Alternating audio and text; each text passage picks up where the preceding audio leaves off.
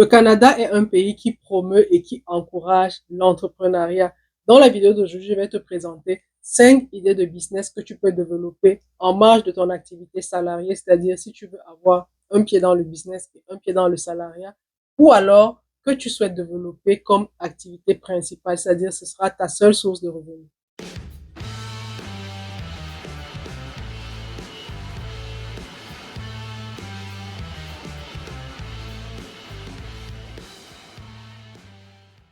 Salut à tous, je suis Priscilla Tanganambida et bienvenue sur la chaîne Réussir au Canada, la chaîne qui te donne toutes les astuces pour réussir ton immigration et ton intégration au Canada. Dans la vidéo d'aujourd'hui, je vais partager avec toi 5 idées de business, 5 emplois autonomes que tu peux développer.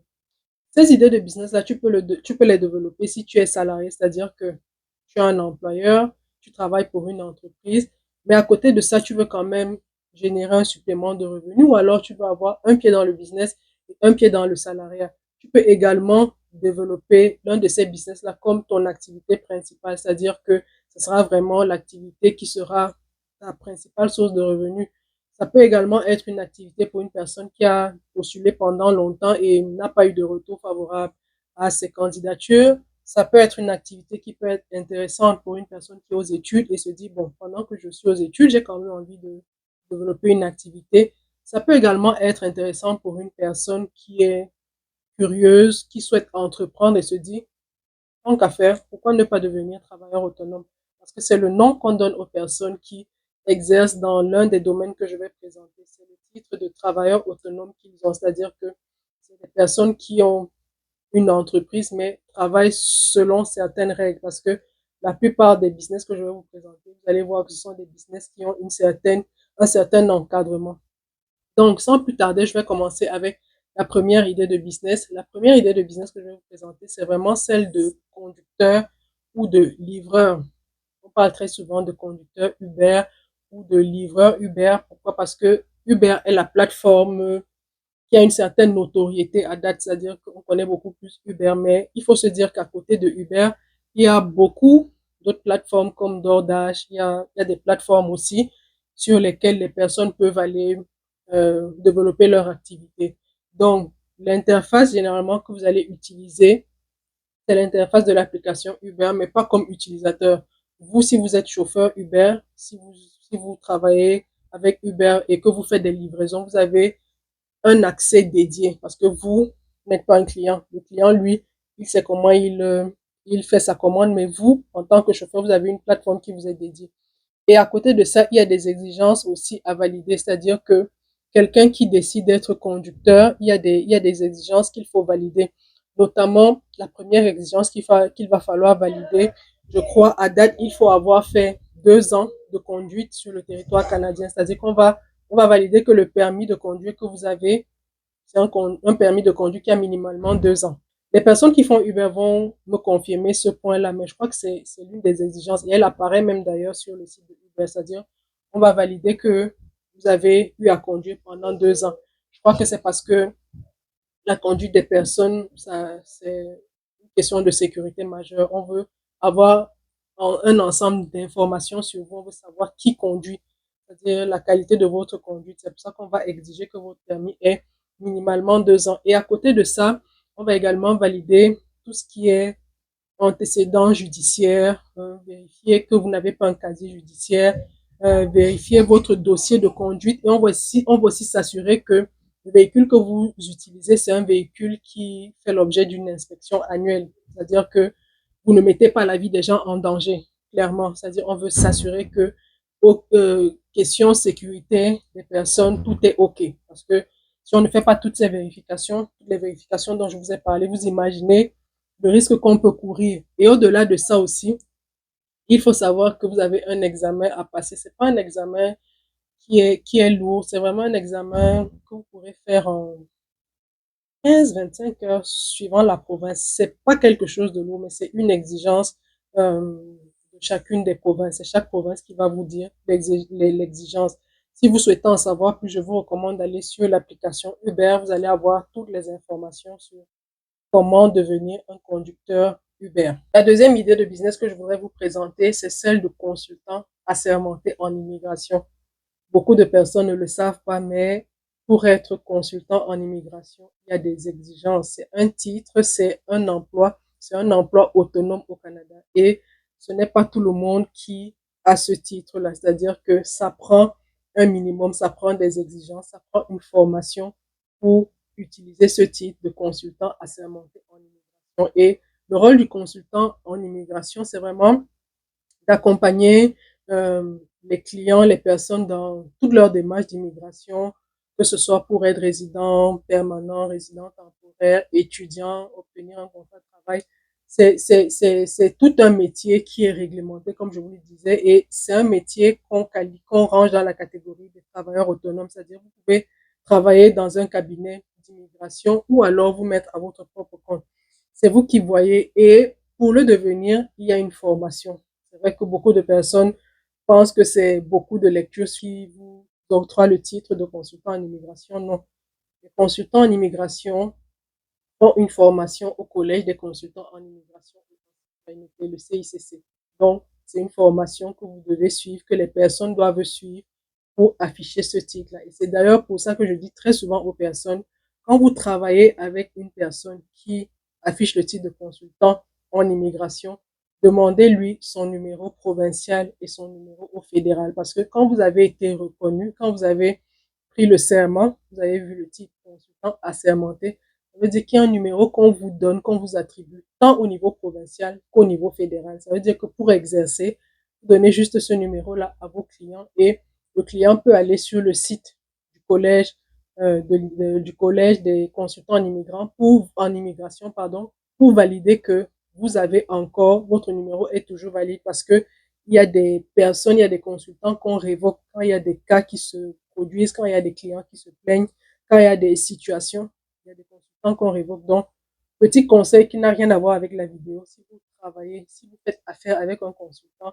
en immigration, prenez le soin de lui demander quel est son numéro, tant au fédéral qu'au provincial, et allez voir s'il est toujours en droit d'exercer. Et c'est également une voie de recours, c'est-à-dire que si jamais vous vous rendez compte que dans la procédure d'immigration, le consultant n'a pas respecté ce qui était dit dans le contrat, le consultant n'a pas fait le nécessaire et tout, vous pouvez vous rapprocher justement de l'autorité compétente, le collège des consultants en immigration, pour dire que ce consultant-là, voilà, il n'a pas été correct dans la manière de travailler avec vous. C'est également une voie de recours que très peu de personnes connaissent. Donc, validez toujours ça avant de travailler avec n'importe quel consultant en immigration.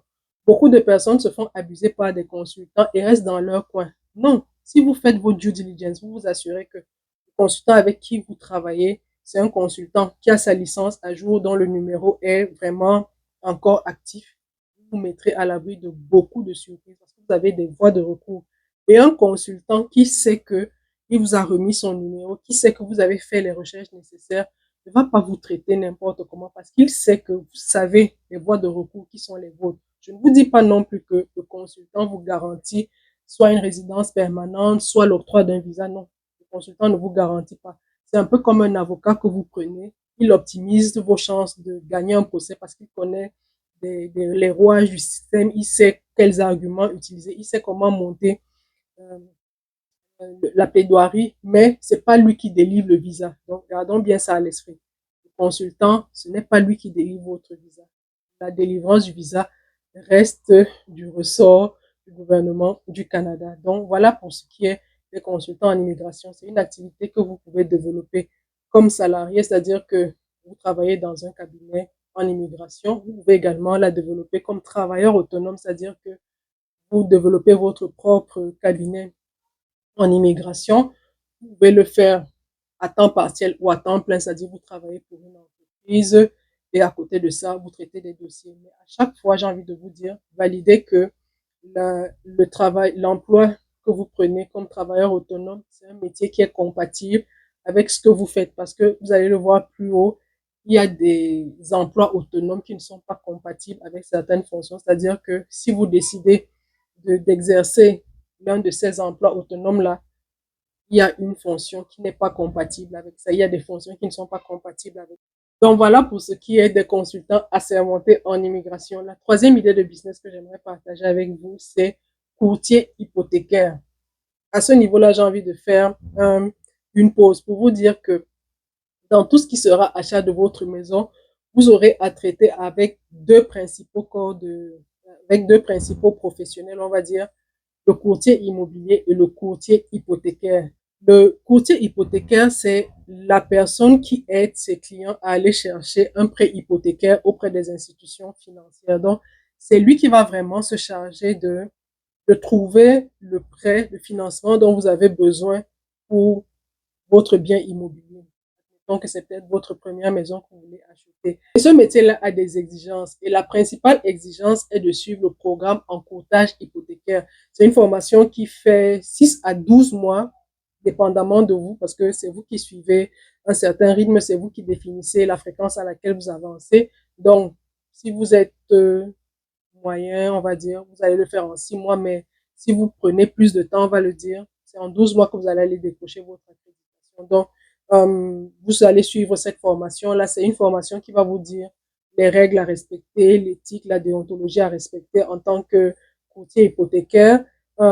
Au terme de la formation, on va vous donner une licence. Une licence est délivrée par l'autorité de votre province parce que vous savez que au Canada, c'est un gouvernement fédéral. Ça veut dire que chaque province a ses licences. C'est chaque province qui délivre des licences pour certains corps de métier. Et dans le cas précis, si vous voulez devenir courtier hypothécaire, il faudra que la province dans laquelle vous allez exercer vous délivre une licence. Si vous voulez exercer dans plusieurs provinces, vous irez chercher les licences dans ces différentes provinces-là. Donc, vous aurez la licence qui vous permet d'exercer en tant que courtier hypothécaire. Et vous devez également souscrire à une assurance responsabilité professionnelle. C'est une assurance qui est importante parce qu'on ne sait jamais dans la gestion des contrats avec vos clients, il peut survenir des situations qui vous obligent à réparer ce qui a été fait, à réparer un préjudice. Et c'est vraiment l'assurance que vous allez prendre qui va être votre couverture. Et comme je vous l'ai dit précédemment, quand il s'agit d'immobilier, il y a généralement deux corps qui font ensemble, c'est courtier hypothécaire et courtier immobilier. Le courtier immobilier, c'est vraiment la personne qui va aller rechercher le bien qui correspond à vos attentes. C'est-à-dire que quand vous aurez discuté avec le courtier hypothécaire, qu'il vous aura dit, écoutez, dépendamment des informations que vous m'avez transmises, votre revenu est de temps, voilà la capacité voilà ce qu'on peut aller lever comme financement. Vous êtes capable d'aller chercher un financement de tel montant, peut-être 500 000, 800 000, 700 000 dollars.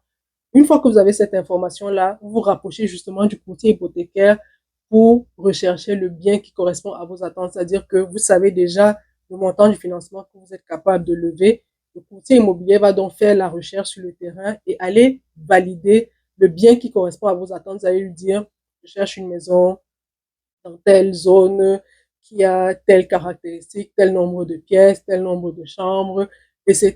Donc, le courtier immobilier, c'est vraiment lui qui se charge de faire la recherche, qui se charge de faciliter l'achat ou la location d'un bien immobilier. C'est un travailleur autonome. Il peut travailler comme salarié ou alors développer sa propre agence. C'est vraiment libre. Et la principale exigence, c'est de faire la formation en courtage immobilier. Et cette formation-là, elle est offerte par des institutions accréditées. C'est-à-dire qu'il y a des organismes qui offrent la formation et vous pouvez la faire entre 12 à 18 mois. C'est vraiment suivant votre rythme, hein. Dépendamment de votre rythme, je le dis encore, c'est vous qui allez donner le rythme. Si vous voulez l'avoir très vite, vous pourrez le faire en 3 mois, en 6 mois, ça dépend de vous.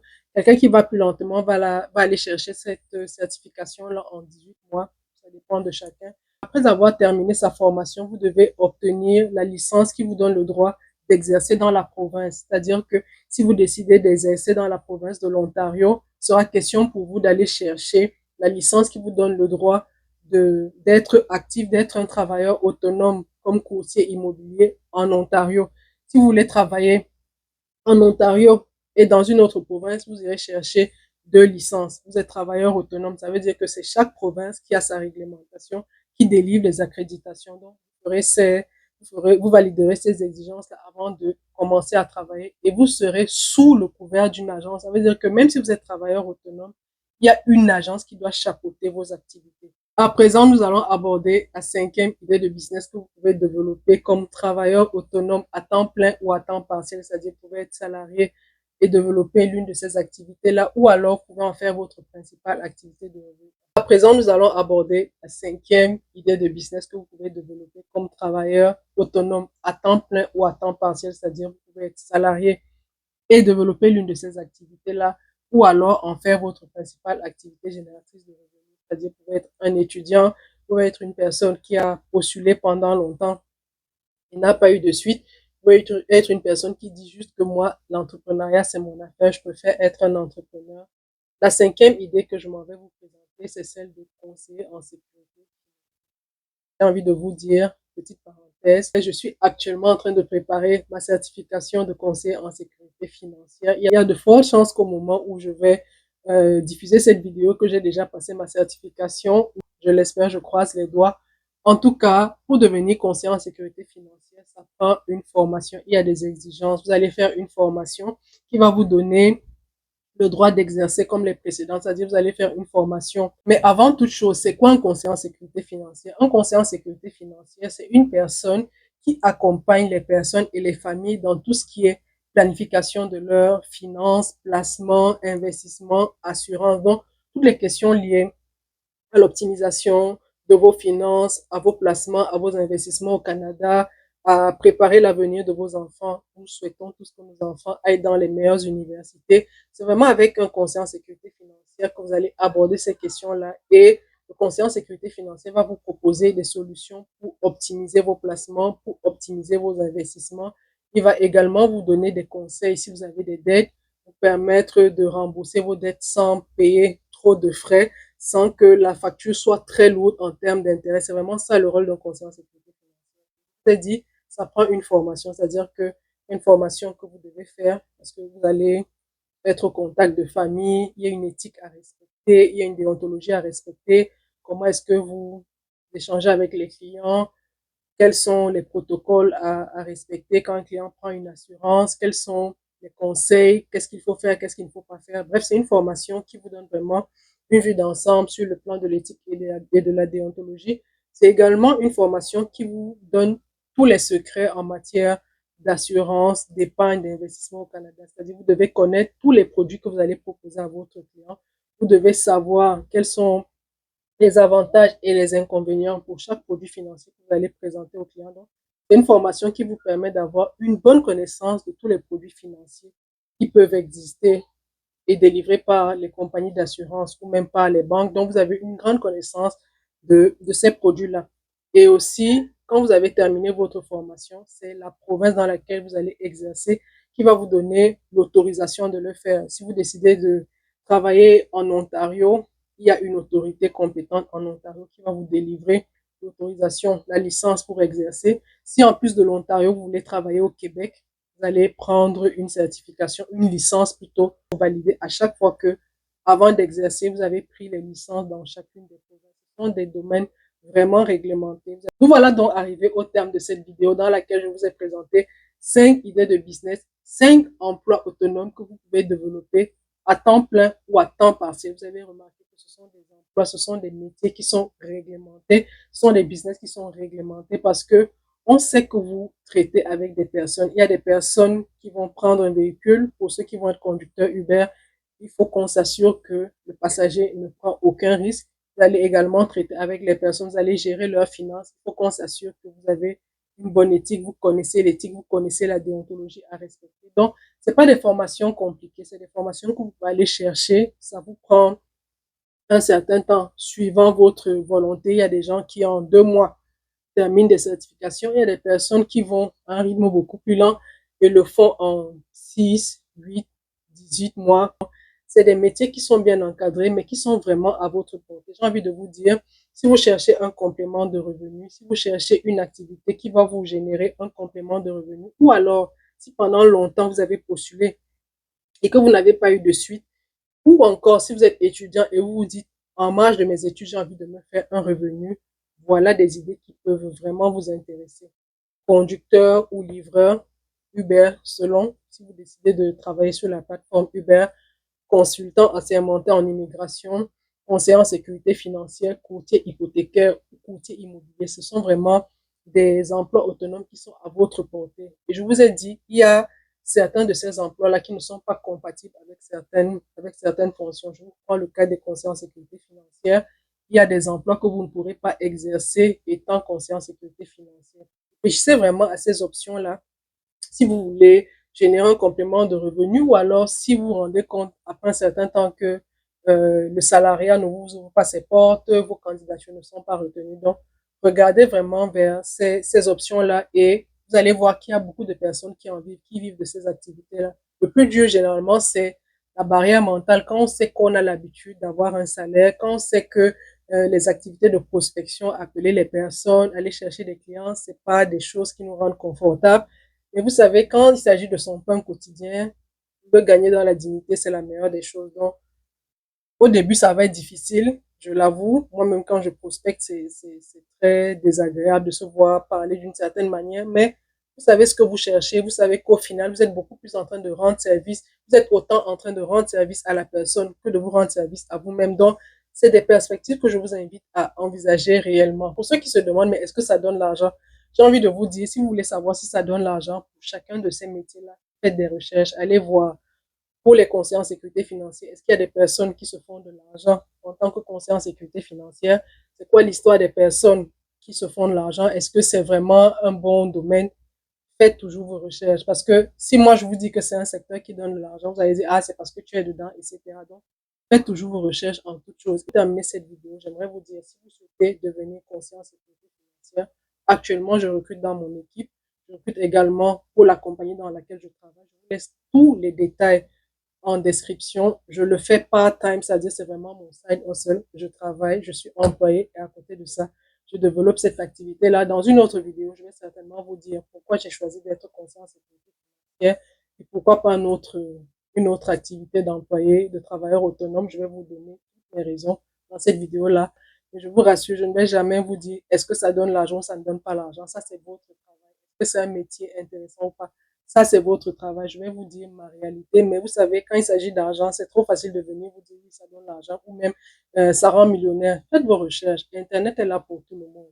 Vous voyez, si vous voulez savoir c'est quoi un conseiller en sécurité financière, est-ce qu'il y a des gens qui se sont enrichis avec le conseil en sécurité financière, Google est là pour vous. Allez faire ces recherches-là. Moi, en tout cas, je ne pourrais jamais vous dire ça ne donne pas l'argent ou ça donne l'argent parce que on va dire c'est ce que tu fais, c'est normal que tu le vends. Donc allez faire cette recherche là. La prochaine vidéo que je vais faire, je vais vous donner les raisons qui moi m'ont poussé à être conseiller en sécurité financière.